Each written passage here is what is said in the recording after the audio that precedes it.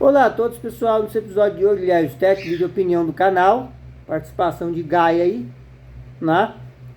Nós vamos falar hoje sobre uma nova investida sobre a Microsoft pela União Europeia, mais uma vez. Leis, né, que novamente incidem aí sobre a Microsoft, que não é de hoje, pessoal. Tem algumas ações da Microsoft aí que realmente são questionáveis, né? Galera, eu sei que muitos aqui que devem ver o vídeo, dos poucos que vêm, não devem ser dessa época. Eu acredito que o Herbert Misson e o Mark do Feta Tutoriais Linux, pelo que eu conheço deles, eles são dessa época. Então eles vão se associar aqui do que eu vou falar aqui agora, a famosa Guerra dos Navegadores. Nos anos 2000, a Microsoft foi para o banco dos réus, tá? Por causa da Netscape que foi o pai da internet, né? Que hoje nada mais é que o Mozilla Firefox e o SeaMonkey. São esses dois navegadores que são a continuidade, são os filhos do Netscape. A marca Netscape pertence à American Online e não existe mais, tá? Mas desde 2009 que não se tem mais o navegador. Mas ele gerou filhos e os filhos dele, os principais, né? É o Firefox, que veio primeiro, e em seguida o SeaMonkey, que é o mais Netscape de todos eles, né?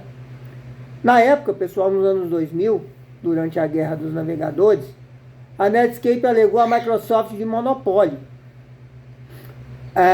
Em 95, 96, quando a internet estava começando a se popularizar no mundo, a internet escada, 98 foi o boom da internet no mundo inteiro, inclusive no Brasil, que ela chegou com mais força.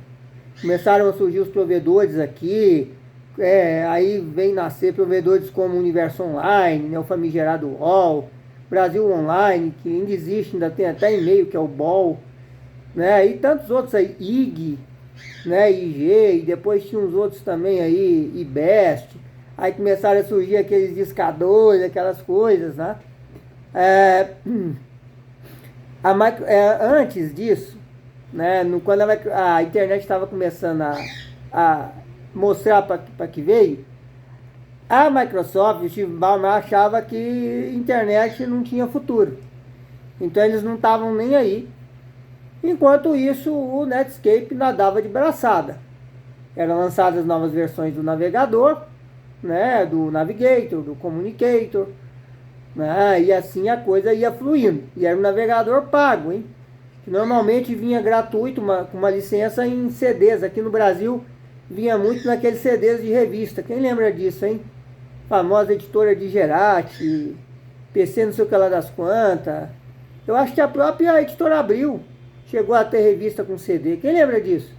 Vinha algumas aplicações aí completas, né, nesses CDs. E uma delas, aí algumas edições, uma edição ou outra vinha aí, às vezes vinha somente, então somente ou vinha junto aí a outros programas, o Netscape. Eu tenho um CD do Netscape, que veio numa dessas revistas guardado. Guardo com muita estima. É coleção, né? É item de coleção. Quando você abria ele quando você executava o Auto Run, né? Ele fazia um barulho de um avião, de um motor de um avião decolando. Era muito legal isso, né? Aí o Netscape foi nadando de braçada, ganhando mercado, a internet se popularizando, a Microsoft depois viu que dormiu no ponto, o ônibus passou. O que aconteceu comigo, tá, galera? Eu literalmente cochilei no ponto, o ônibus passou. Quando eu vi, ele estava acabando de passar. Tive que esperar mais uma hora para pegar um outro ônibus. Ainda bem que ainda era de dia. Eu tinha saído mais cedo do meu trabalho na época. E naquele dia, por conta disso, não foi tão tranquilo, não foi tão complexo, né? Eu consegui pegar o ônibus da hora seguinte, né? Em vez de pegar o de 4h40, eu peguei o ônibus de 6 horas. Mas tive que ficar lá na parada, uma parte dela sozinho, né? Uma parte do tempo sozinho, sem cochilar, né? Para não perder outro ônibus. Então, galera, a Microsoft dormiu no ponto, o ônibus passou. Aí ela tentou correr atrás do ônibus, né, do prejuízo.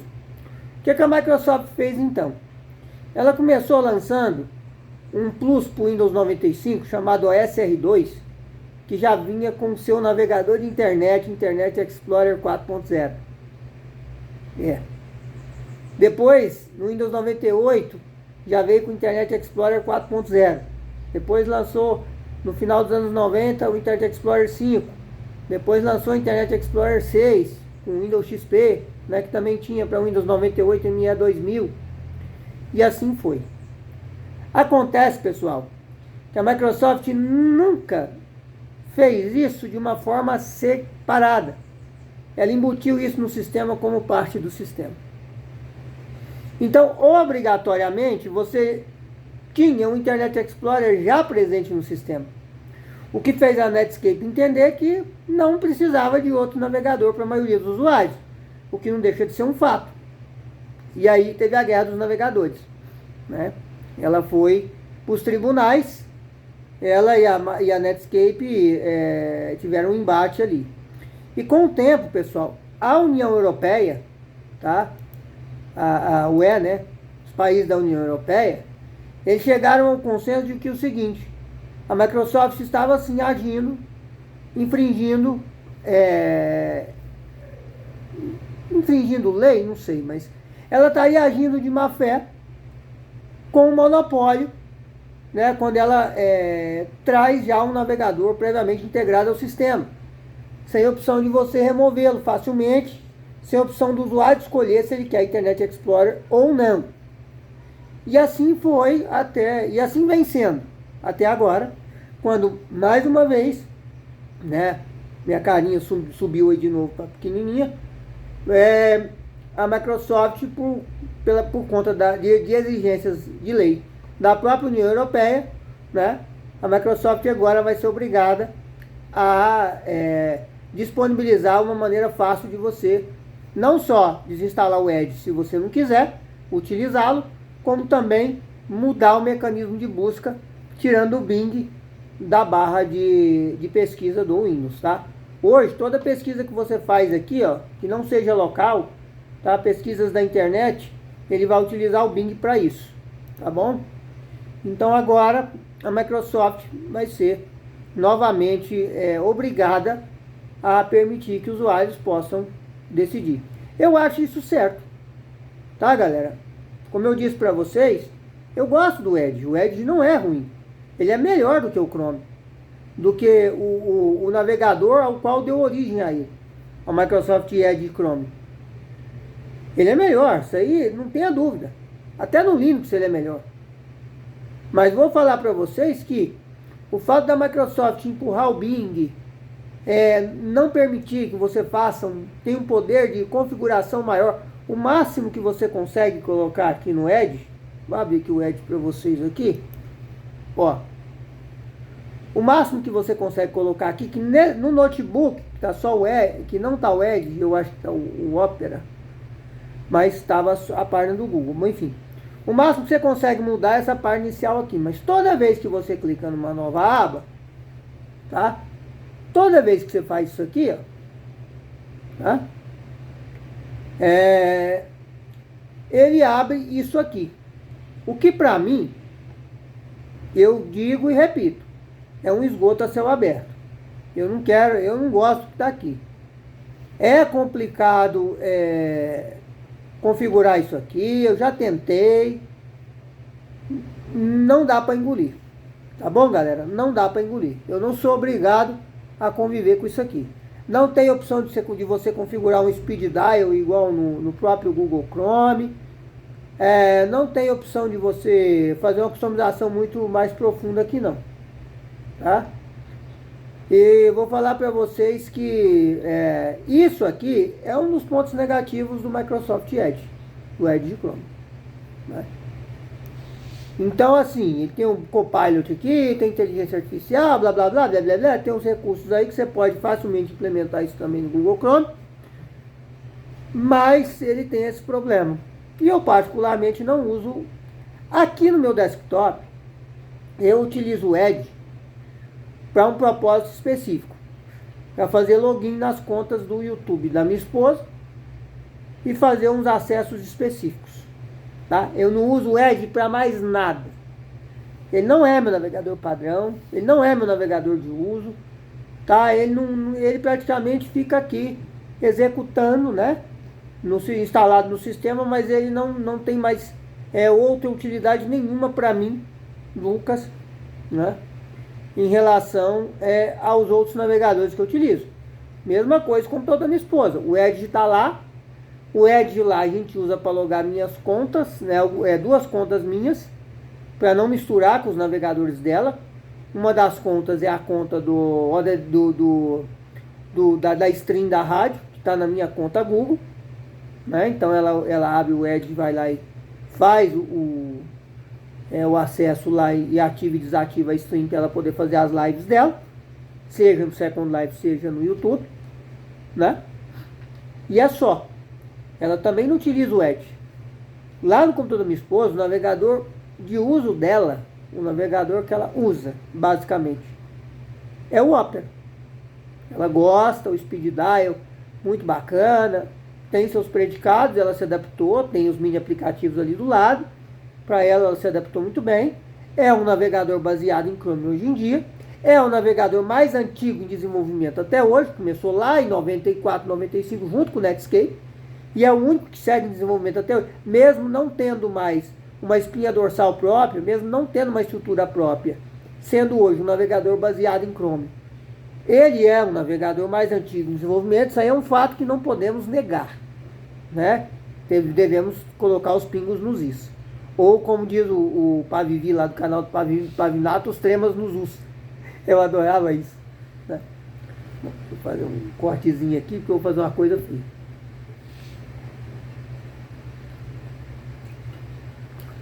Galera, isso não é cachaça não, viu? Isso é água. É água que passarinho bebe, tá?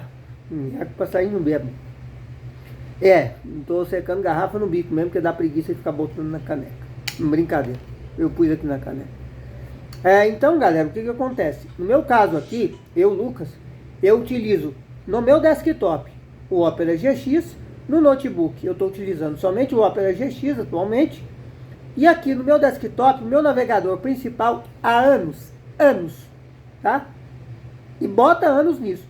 Desde que o Netscape deixou de funcionar na sua integralidade, meu navegador principal é o Firefox, tá? Tenho conta, tudo bonitinho, tudo sincronizado, tudo lindo e maravilhoso. Então os meus navegadores, se alguém chegar e perguntar para mim assim, Lucas, quais navegadores que você utiliza? Firefox e Opera GX. E ponto. Eu não uso nenhum outro tipo de navegador mais. Já usei o Siamonkey, né, que é um Netscape mais puro, é o filho mais puro do Netscape. Já customizei o tema moderno lá que vem nele, para ficar com o tema do Netscape, o último tema moderno do Netscape, né? Já usei no passado. Mas atualmente eu não uso, tá?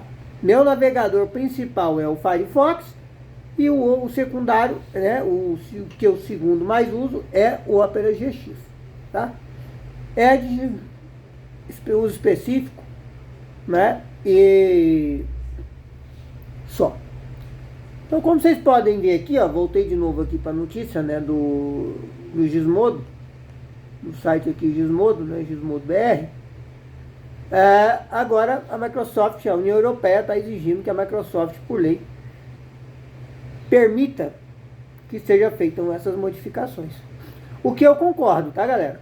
Assim, olha só, não tem nada de errado uma desenvolvedora de sistema operacional desenvolver um navegador. Não tem nada de errado nisso, tá? Nada, não tem problema nenhum. O que eu acho errado, e eu sempre achei errado, é você embutir isso no sistema como parte do sistema, enfiando isso goela abaixo para as pessoas e não dando a opção de você escolher. No meu vídeo que eu fiz sobre o Windows 8 e 8.1, eu falei que o grande ponto que causou o fracasso no Windows 8.1, principalmente, foi simplesmente um único fato. Um único ponto que causou todo o fracasso no Windows 8.1. Sabe qual foi? A Microsoft não colocar uma opção de escolha para o usuário entre os menus. Ela trouxe de volta o botão iniciar, né, a bandeirinha do Windows, mas ela não deu ao usuário a opção de escolher um menu ao estilo tradicional ou utilizar o menu Metro ao estilo Telas Touch. Né? Que foi o que ela acabou fazendo depois no Windows 10, que aí virou um tremendo sucesso, mas o Windows 10 já é mais evoluído que o Windows 8.1, ele consome um pouco mais de recursos.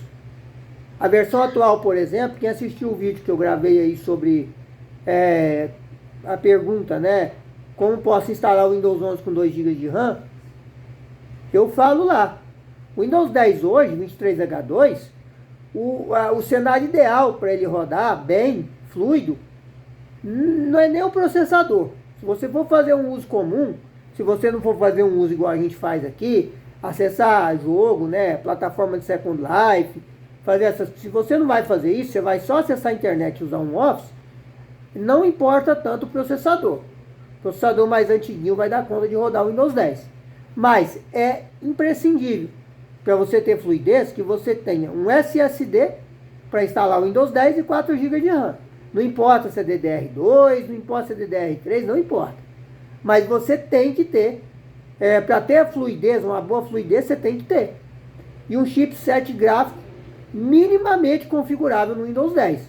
Ou seja, igual o caso de um cliente amigo meu lá que comprou a placa da Mancer, né, X550, que eu vou comprar uma em breve, computador da minha esposa. O chipset gráfico do Athlon X3 455 dele já não tinha mais driver para o Windows 10, não roda o Windows 10. E a performance fica muito ruim mesmo com SSD. Então ele pôs a placa de vídeo lá. Essa placa foi a placa mais atualizada, mais em conta, encontrada no mercado nacional, né? Sem ter burocracia de remessa conforme, demora para chegar, risco de chegar com defeito e ter que virar aquela via cruzes para acionar garantia de site estrangeiro, de e-commerce estrangeiro, como AliExpress e outros, né? Então, foi comprado em loja nacional, Pichal, tal, a Mancer. Mancer é uma marca que também é apresentada aqui no Brasil, né? E resolveu. Resolveu para ele. Mas como eu disse, ele teve que fazer isso. Eu falei para ele, você tem duas opções. Ou você compra um kit mais atual, como o filho dele, também é cliente, amigo meu, comprou, um kit de um Core i3 de 8ª ou 10ª geração, já com memória DDR4, um chipset gráfico integrado melhor da Intel Iris, né, que para o uso que ele faz, a máquina ficou um canhão com SSD, só que ele iria gastar muito mais do que ele gastou, ele iria gastar aí perto de R$800 hoje, né? Ou ele compraria uma placa de vídeo, um SSD, que ele iria gastar aí no máximo uns R$600, arredondando, tá? Pouca coisa menos. Que a placa de vídeo foi 450 e o SSD que ele comprou, ele pegou numa promoção por R$100, um SSD de 250 GB, tá? É isso mesmo. Comprando os dois pelo mesmo site, foi tudo incluso no mesmo frete. O frete foi grátis, que ele comprou do Mercado Livre, chegou para ele de boa, tá? Então, assim, eu acho, pessoal, que a Microsoft não tem nada demais ela criar um navegador dela. Não é mal nenhum. Vocês sabiam que a Avast, o antivírus Avast, ele tem um navegador baseado em Chrome? Eu acho que é Chrome, se não me engano. Ele tem. Tem o Avast Web Browser. Tem lá os recursos de segurança dele lá, as coisas dele lá. Eu nunca usei, nunca senti necessidade de usar aquilo. Não uso Avast hoje em dia, utilizo o Panda, que foi o que para mim está servindo aqui. Tá? Existem outros navegadores aí, né? Não, assim, existem outras empresas que desenvolvem software ou sistema que desenvolvem seu navegador próprio. Não faz mal nenhum. Não faz mal nenhum, né? Vocês sabiam que para o KDE existe um navegador próprio do KDE, desenvolvido já, KDE é uma interface gráfica para Linux. Tá? Vocês sabiam que tem o Conquero, que é desenvolvido até hoje? É do KDE. Ele vem presente no KDE. No passado, muitas distribuições utilizavam mais ele como navegador padrão. Hoje, algumas distribuições ainda utilizam ele como navegador padrão, mas você pode baixar ele aí dos repositórios sem problema nenhum. A versão atualizada do Conquero, né, que é um navegador para Linux. A Apple ela tem o Safari, né? Ela tem o navegador Safari que ela desenvolve. A Apple também é outro caso que é igual a Microsoft, né? Eu não sei como é que está hoje, porque eu não sou usuário Apple, comentem aí. Mas eu sei que até um tempo atrás, o navegador dela vinha embutido no sistema, isso eu não acho legal. Mas pelo que eu sei, pelo pouco que eu sei, parece que dá para você escolher se você quer usá-lo ou não. Tá? Se você quer mantê-lo ali ou não, se você quer instalar ele ou não. Não tem nada de errado. Desde que a empresa coloque aquilo como um opcional. Tá? Por exemplo, Lucas, eu acho o seguinte.